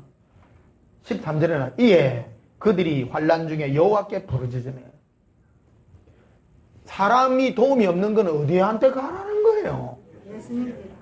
뒤다볼 게 예수님 살려주있어. 결판내야 되는 거예요. 저 사람을 향해요. 내가요 아무도 안 도와줄 때 상처 준 사람이 있어. 왜 그러냐면 힘들 때 내가 많이 도와줬거든. 그 사람 도와줬는데 내가 힘들어가지고 하면 이 말하니까 안 도와주는 기라. 전화도 안 받는 기라. 속으로요 얼마나 미워한지. 진짜 야비하네 진짜. 근데 나중에 깨달은 거예요. 그 바람 내가 예수님께 간 거예요. 예수님께 가가 막 내 모든 자존심 다 내려놓고요 막. 근데 위로하시더라고. 내 네 친구 아니가 막 이 말 하는 거예요. 예수님 정말 이러시겠습니까? 마음을 다 넣으셔야 되는 거예요. 뭐든지 좋아요. 중요한 건 마음을 예수님께 드린다는 거. 뭐 하려는 거 하라 소리 하나도 안 하는 거예요. 니 푹 쉬라. 내 밥 먹여줄게. 제가 예수님께 배운 게 쉬는 법을 배운 거 아닙니까? 오래 해야 된대요. 내보고요. 아들아 너는 한 교회에 이래 모아가지고 하는 것이 아니라 온 세계에 흩어져 있는 신부들을 껴야 되는데 네가 네 교회 하나 크게 해서 안 된다. 다 흩어져 있다. 생각해봐라. 신부들이 모이가 있겠냐 흩어지가 있겠냐. 여러분 모이가 있어요 흩어지가 있어요? 다 흩어진 사람 여기 있잖아. 원래 교회의 뜻이 뭐냐 디아스포라거든요. 흩어진 자예요. 흩어져. 모인 자요, 흩어진 자요? 흩어져 있잖아요. 그 흩어졌다가 모였잖아요, 이게. 지역에 모이가 있는 거는 사실은 옳은 교회가 아닌 거예요. 흩어져 있는 거예요. 흩어져 있는 게 교회예요. 원래. 이 흩어져 있는 나의 자녀들을 네가 깨워야 되는데 네 계획으로 되겠냐? 방법 모릅니다. 주님이 이끌어가는 거 아니에요, 지금. 내가 계획이가 가는 게 하나도 없어요. 오래 이루어져 가고 이렇게 되어지고 주님이 가락하면 가고 서락하면 서고. 여러분도 똑같아요. 나를 왜 이렇게 부르십니까? 흩어진 나로서 주의 음성에 해서 내 인생을 주께 맡기고 겸손한 삶을 살도록 나를 이끌어 가십니다.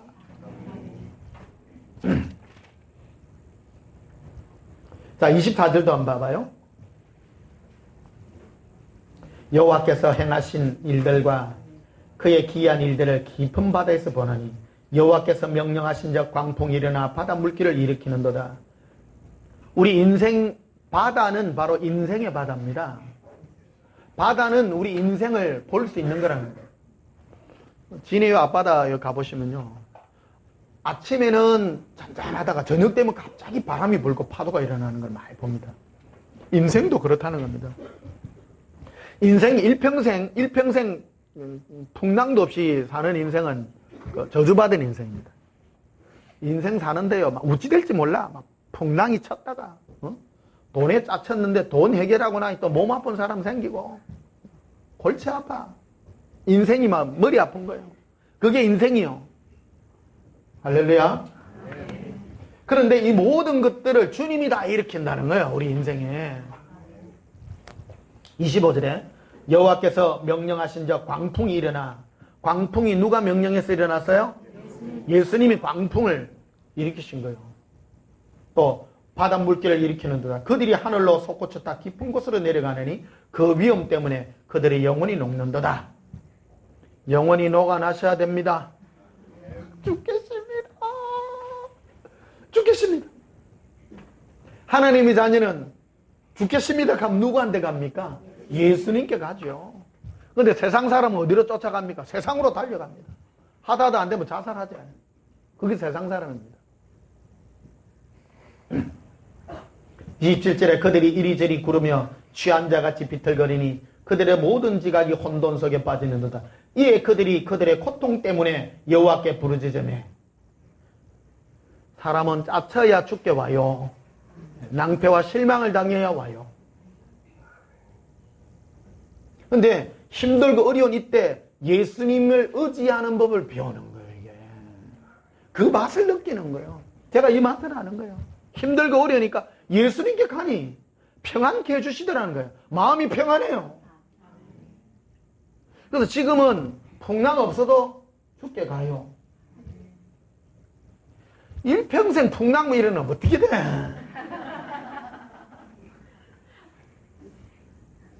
풍랑을 주님이 일으켜 주신 이유 그 때가 있다는 거예요. 그 때가.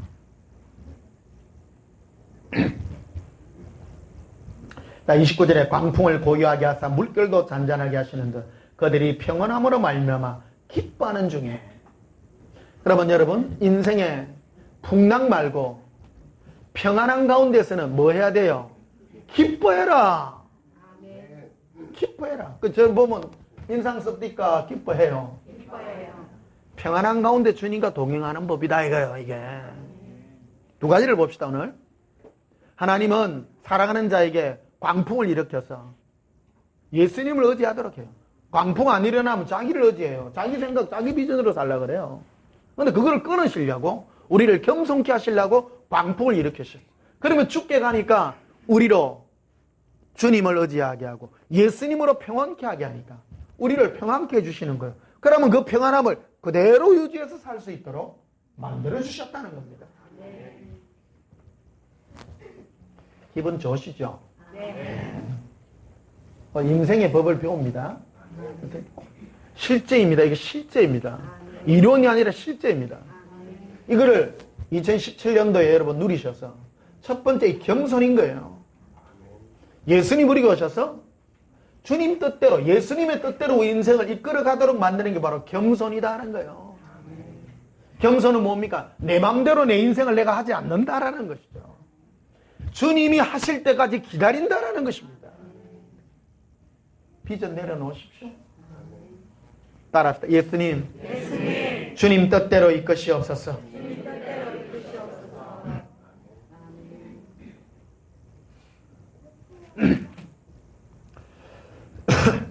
고통으로 말미암아 우리 마음을 겸손케 하셨습니다. 자, 고린도후서 1장을 한번 봅시다. 고린도후서 1장.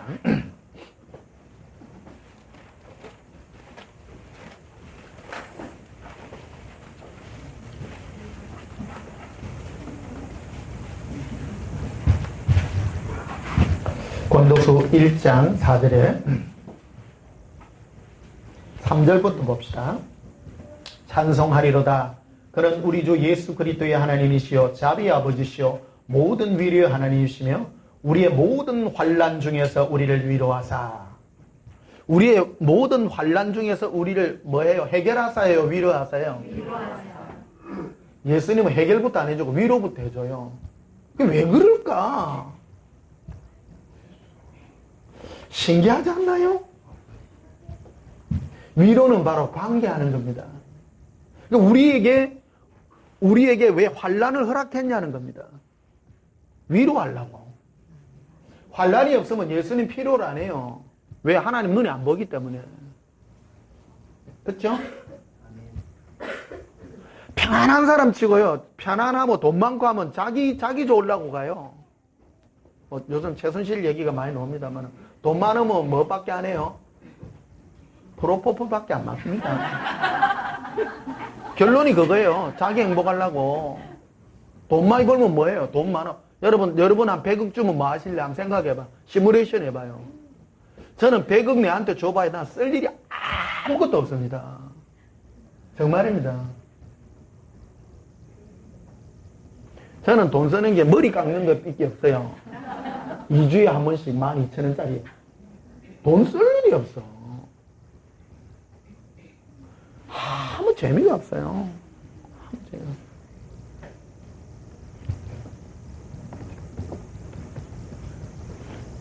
돈 뭐 필요가 없는데 뭐 알려주실 거예요.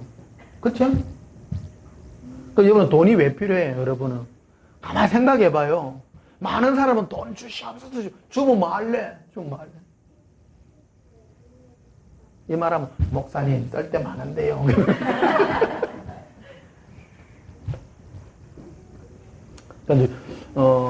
왜 환난을 우리에게 허락했느냐?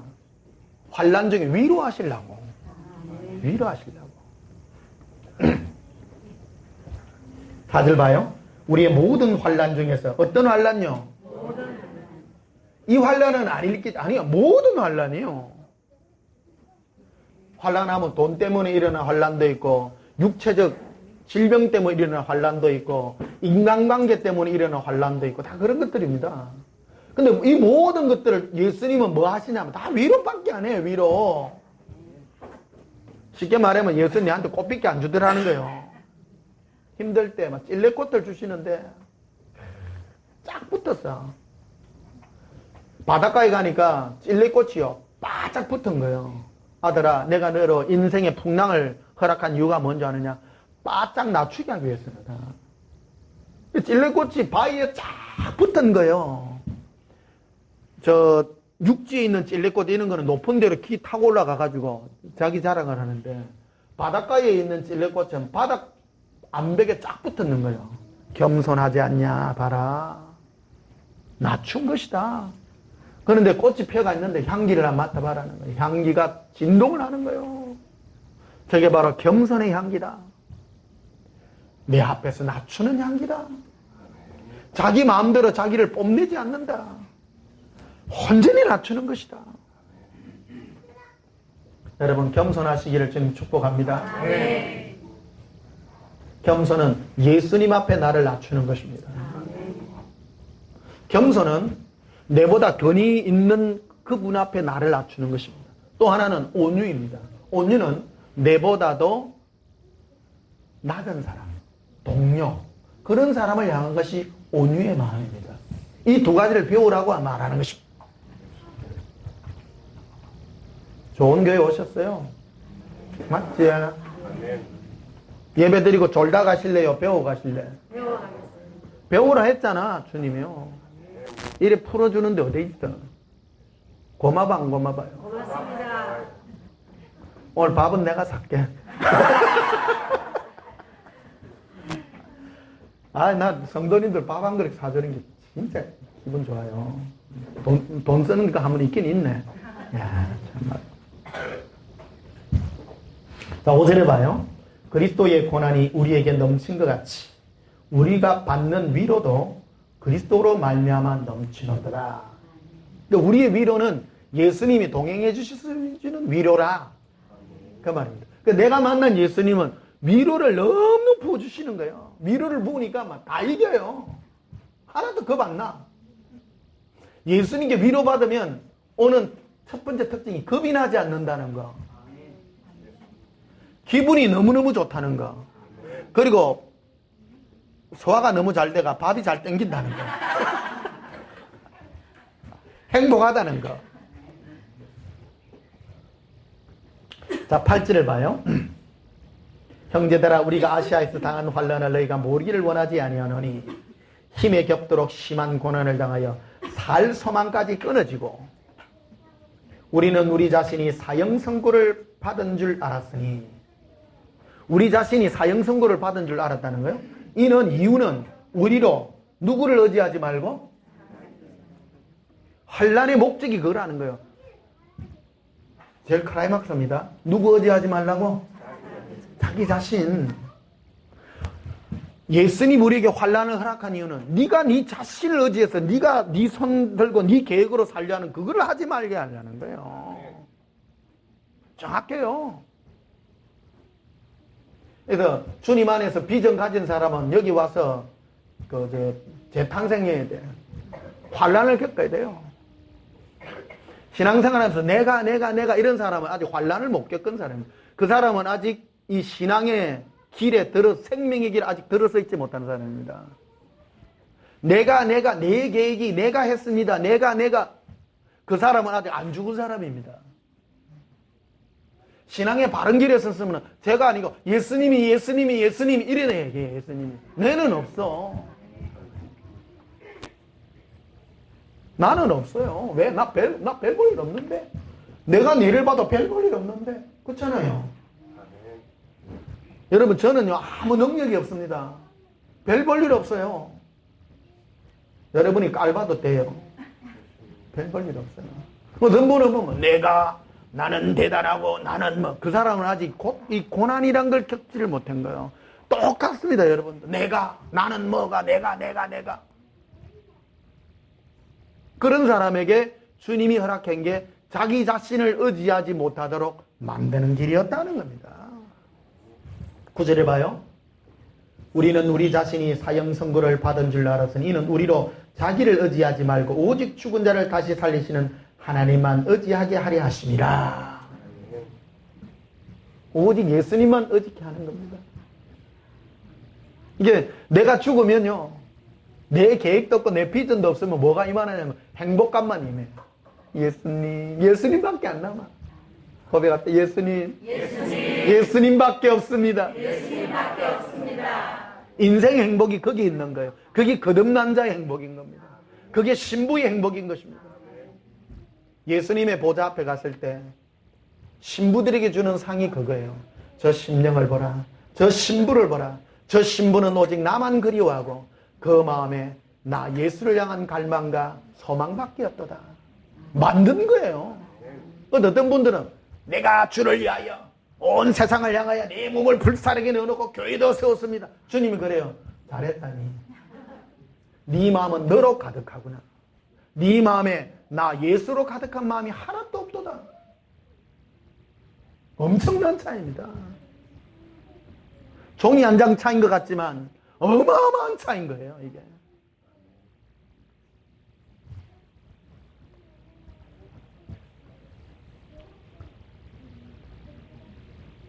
베드로전서 5장을 한번 보시면요. 베드로전서 5장.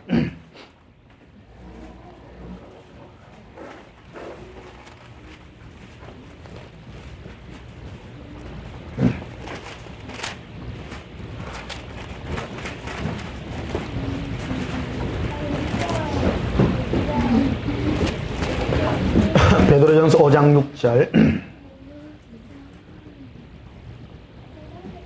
그러므로 하나님의 능하신 손 아래서 뭐하라? 따라서 겸손하라. 때가 되면 너희를 뭐하시리라? 따라서 때가. 그 내 때는 내가 몰라요. 누가 아세요? 예수님밖에 없어요. 하나님이 능하신 손 안에서 뭐하라? 겸손하라. 가만히 계세요. 그게 겸손인 거예요. 어떤 사람은 겸손하다 하면 뭐 자매님, 형제님 이 자기를 자꾸 낮추는 걸 겸손. 그거는 겸손이 아니에요. 겸손은 예수님 앞에서 가지는 내 마음의 자세입니다. 내 계획이 없는 것입니다. 성경은요, 정확하게 표현을 해놓은 거예요. 겸손은 누구에게 해당이 돼요? 예수님과 나와의 관계 속에서 예수님이 내 인생을 이끌어가는데 네 자신을 맡기는 것이 겸손이다. 교만이 무엇입니까? 내 인생을 내 마음대로 하려고 하는 거죠. 내 계획대로 살려고 하는 것이죠. 그게 교만한 것입니다. 그래서 수많은 사람들이 자기 의로 하나님 앞에 나가려 하죠. 마귀가 교회에서 이걸 부추깁니다. 열심히 하세요. 교회 와서 충성을 다하세요. 이래요. 그러니까 자기 열심으로 막 충성을 하려고 그러는 거예요. 고마봐요, 안 고마봐요. 안 빠진 것에도 감사하게 생각하세요. 온전한 교회는 할 일이 없어. 바람부터 빼야 돼. 여기 오면. 할 일이 없습니다. 예. 얻어맞고 할래요? 안 얻어맞고 그냥 고개 숙일래? 안 얻어맞고 고개 숙이세요. 예. 그 겸손인 거예요. 하나님의 능하신 손 아래서 겸손하라. 뭐가 돼야 높여주세요? 때가 돼야 돼요. 때가 돼요. 그래, 그 때가 참 길어. 천천히 움직이시고 예수님은요, 발걸음이 안 바빠. 천천히 가시고 느긋하게 가시고 하니까 내가 속이 터지는 거예요. 이게 바쁘면 절대 안 돼요. 예수님이 떠밀어도 하지 마겠어. 이래. 밀지 마세요, 좀. 이래. 따라합시다. 밀지 마세요. 밀지 마세요. 들어 쓰시 없어서 하지 마요. 밀지 마세요 해야 돼요. 나는 못합니다. 주님, 알아서 하세요. 그게 지혜입니다. 지혜입니다. 자, 7절에 너희 염려를 다 주께 맡기라. 이는 그가 너희를 돌보심이라. 염려를 예수님께 다 맡기십시오. 히브리서 12장을 한번 보시면요. 히브리서 12장.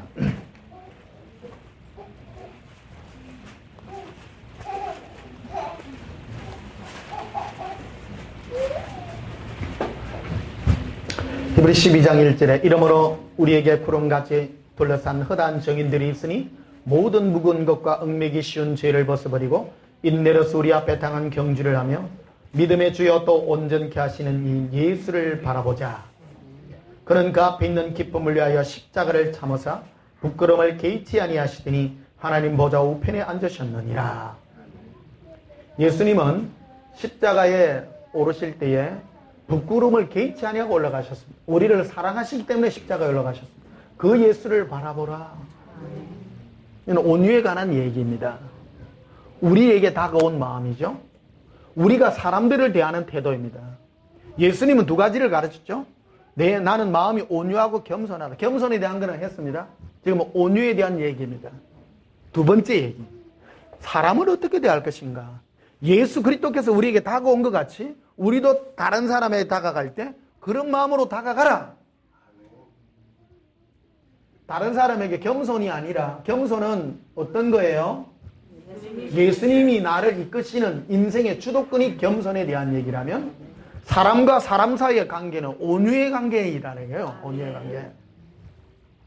그 예수님은 우리를 사랑함으로 온유한 마음으로 다가오신 분이시다는 겁니다. 부끄러워하지 않고 부끄러움을 개의치 않고 오신 분이라는 겁니다. 사랑의 마음이라고 표현되겠죠. 3절에 너희가 피곤하여 낙심하지 않기를 위하여 죄인들이 이같이 자기에게 거역한 일을 참으신 일을 생각하라.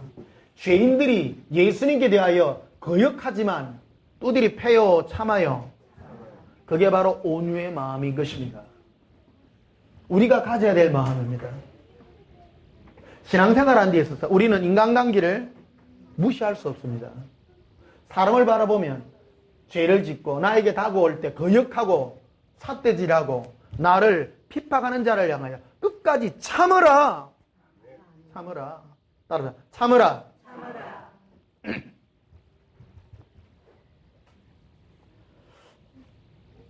고린도전서 4장을 한번 보시면요.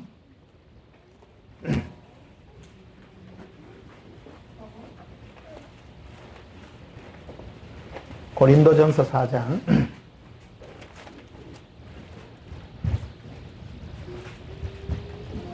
3절에 보시면요. 너희에게나 다른 사람에게나 판단받는 것이 내게는 매우 작은 일이라 나도 나를 판단하지 아니하노니 내가 자책할 아무것도 깨닫지 못하나 이로 말미암아 의롭다함을 얻지 못하노라. 다만 나를 심판하실 이는 주시니라. 사람은요, 어떤 사람을 판단하지 말라라는 겁니다. 사람이 우리가 어떤 사람을 대할 때에 판단하는 마음으로 거기서부터 이 마귀가 틈을 타요. 저 사람을 내가 저 사람은 괜찮은 사람, 나쁜 사람이다, 좋은 사람이다. 내가 판단하지 말라라는 겁니다. 절대 판단하지 마세요. 저는 사람을 대할 때요, 절대 판단한 눈으로 안 대합니다. 설상 그가 죄를 지었다 할지라도 어떤 사람을 대할 때 끝까지 사랑하는 마음으로 대합니다. 나는 판단할 아무런 근거가 없습니다. 왜? 예수님은 나를 엄청난 죄에서 나를 용서하시고 구원해 주시기 때문에 언제나 사람을 대할 때요, 변함없이 대합니다. 늘 사랑으로 대합니다. 어떤 잘못한 일을 했다 할지 나는 절대 판단하지 않습니다. 그거는 예수님께 배운 것입니다. 여러분, 사람을 판단하지 마십시오. 나를 향하여 나쁜 짓을 했다 할지라도 늘 사랑으로 대하십시오. 그게 우리가 예수님께 배우는 마음의 자세입니다. 그래서 5절에 보면 그러므로 때가 이르기는 곧 주께서 오시기까지 아무것도 판단하지 말라. 그가 어둠에 감추인 것들을 드러내고 마음의 뜻을 나타내시리니 그때에 각 사람에게 하나님부터 뭐가 있으리라? 왜 칭찬이라 했을까? 예수님은요, 우리 마음에 좋은 것들을 전부 덜추어냅니다. 우리가 사람 사이에 한 모든 관계들 있죠? 사람도 어떤 사람을 대할 때에 좋지 않는 마음으로 대하는 사람이 있습니다. 그러나 마지막 주님께 갔을 때 예수님은 그런 것들을 다 제하십니다. 좋은 것들만 칭찬을 하신다 이 말이에요. 우리도 사람을 대할 때 그렇게 대하십시오. 좋은 점을 바라보십시오. 어떤 사람을 바라볼 때 저 사람은 나쁜 사람이야 바라보지 말라는 거예요. 내가 그 판단을 받게 된다는 거예요. 사람을 대할 때의 자세입니다. 할렐루야? 내가 어떤 사람을 대할 때 내가 어떤 판단함, 저 사람은 나쁜 사람이야, 이런 사람이야, 내가 마음을 가짐으로 내가 오히려 손해가 됩니다. 무조건 사랑하십시오. 좋은 일을 대하십시오. 그게 우리가 주께 받은 온유의 마음입니다. 칭찬만 한다는 거죠. 칭찬만. 요한복음 13장을 보십시다. 마지막으로 요한복음 13장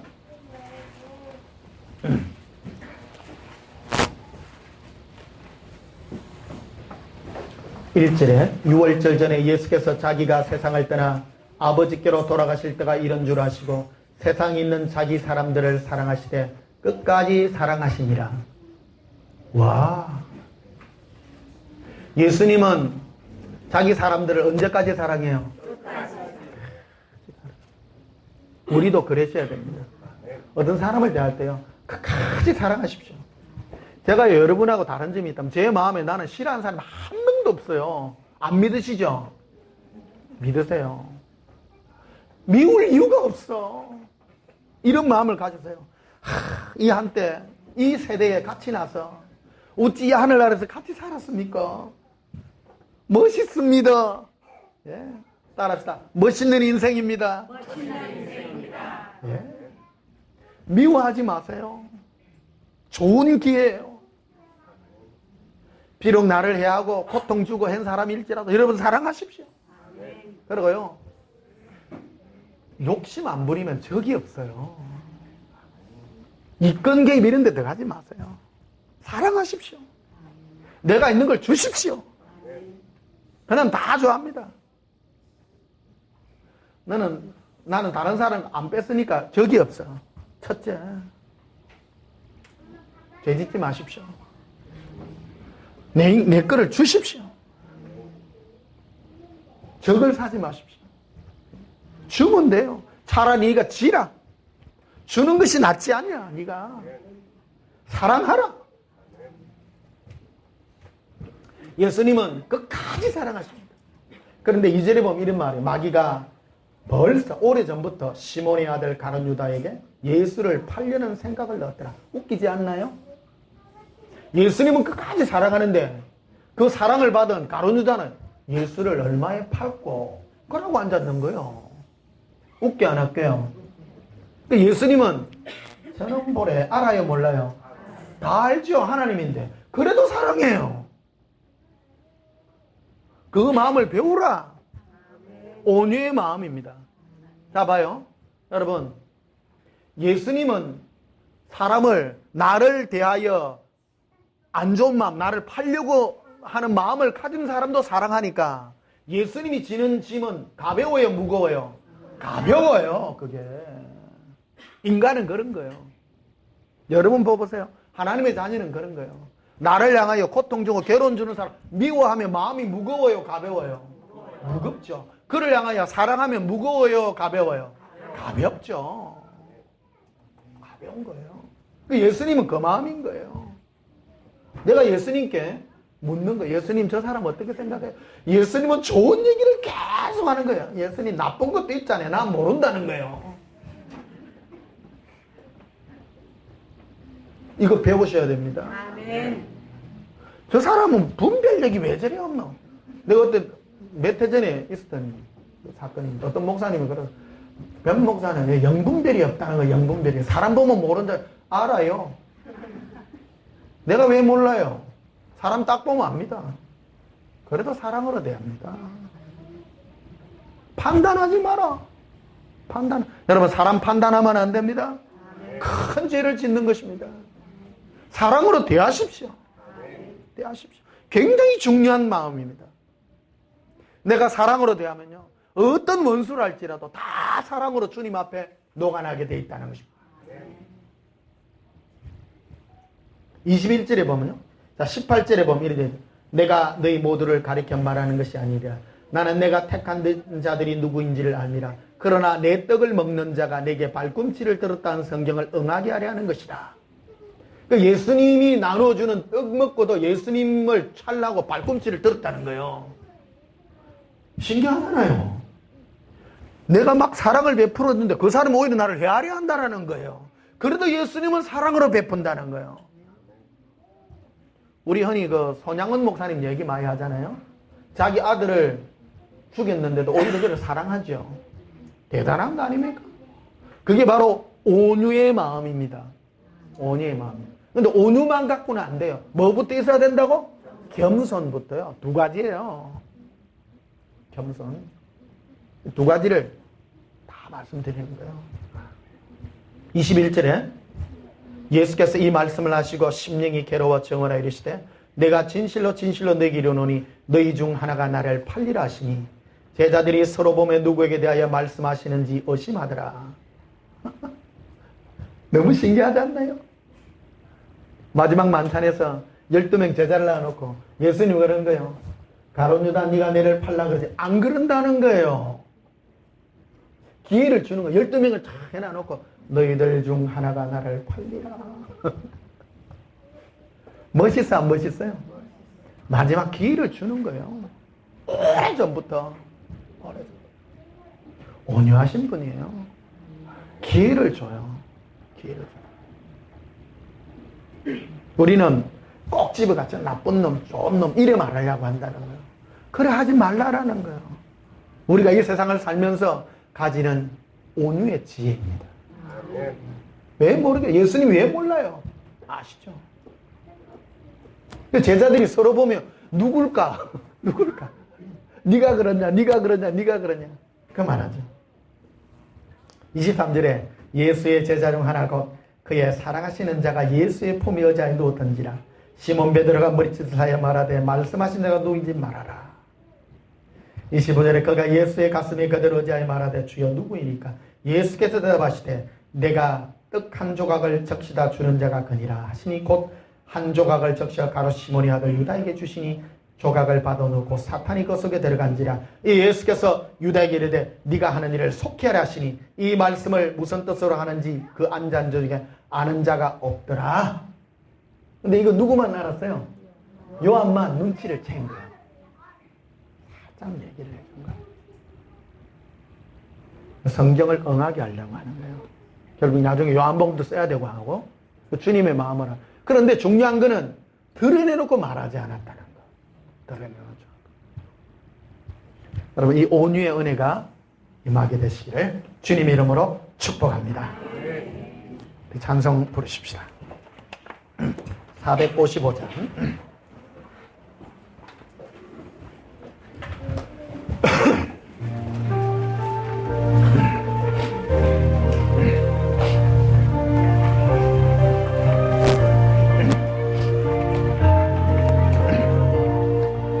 주님 내 마음을 범받는 자, 그 맘에 평강이 은자범은 험악한 세상을 이길 힘이 하늘로부터 임함이로다.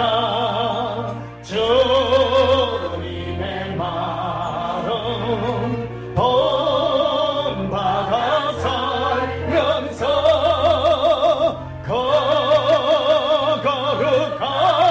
거룩하신 나도 이르리. 주 보석 내 눈에 한복이며 금성 내 귀에 안 들려도 내 영혼 날마다 주를 만나 신령한 말씀 널 배우도다. 주님의 마음 본받아 살면서 거룩하신 나도 이루리.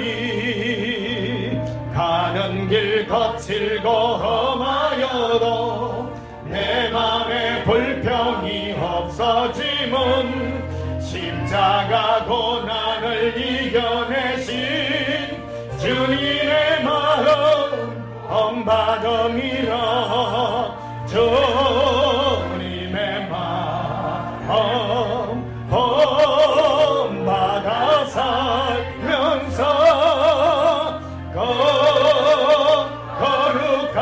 거룩하신 나도 이루리. 주 예수 세상에 다시 오실 그날엔 무성도 변화하여 주님의 빛나는 그 형상을 다 함께 보며 주 찬양하리. 주님의 마음 본받아 살면서 거룩하신 나도 이루리. 이 시간 우리 잠시 한번 기도하십시다. 예수님 우리 마음이 오셔서 예수님의 손 아래 겸손할 수 있는 마음을 주시고 또 사람을 대할 때 온유의 마음을 주사 예수님의 마음을 담게 해달라고 우리 다 함께 통성을 한 1분 동 우리 통성을 한번 기도하십시다. 예수님 사랑해요. 예수님 주님의 마음 본받기를 원합니다. 예수님의 손 아래서 겸손케 되기를 원합니다. 내 인생을 나의 손에 맡기지 않기를 원합니다. 주님의 손에 맡깁니다. 내 길을 내 마음대로 이끌지 않게 하시옵소서. 나의 비전을 내려놓게 하시고 주의 사랑으로 나아가게 하시옵소서. 예수님의 뜻 가운데 살게 하여 주시옵소서. 나의 뜻대로가 아니라 주님의 뜻대로 살아가는 저희들이 되게 하여 주시옵소서. 사랑합니다. 사모합니다. 예수님 나를 향하여 욕하고 거짓으로 대하는 모든 사람들을 사랑의 마음과 은혜의 마음으로 대하기를 원합니다. 온유의 마음을 주시옵소서. 끝까지 참고 견디는 온유의 마음을 주시옵소서. 주님의 마음을 본받는 저희들이 되게 하기를 원합니다. 사랑합니다. 예수님 사랑합니다. 사랑합니다. 예수님의 마음을 품기 원합니다. 예수님, 주님의 손길 가운데서 겸손케 하여 주시옵소서. 나의 모든 계획을 내려놓으며 예수님께 쓰실 그때까지 참고 기다리며 묵묵히 길어가는 겸손과 온유의 마음을 더하시옵소서. 예수님, 이웃을 대하여 끝까지 온유하며 참으며 그들을 예수님의 사랑으로 대할 수 있는 이 온유의 마음이 더욱 깊어지기를 소원합니다. 주의 뜻을 이루어 주시옵소서. 예수님 이름으로 기도하옵나이다. 아멘. 지금은 우리 주 예수 그리스도의 크신 은혜와 하나님 우리 아버지의 지극하신 사랑과 성령님의 함께 하셔서 예수님의 겸손과 예수님의 온유를 배워 주 뜻대로 살기를 소원하는 주의 사랑하는 자들의 심령 위에 지금부터 영원토록 함께 있을지어다. 아멘.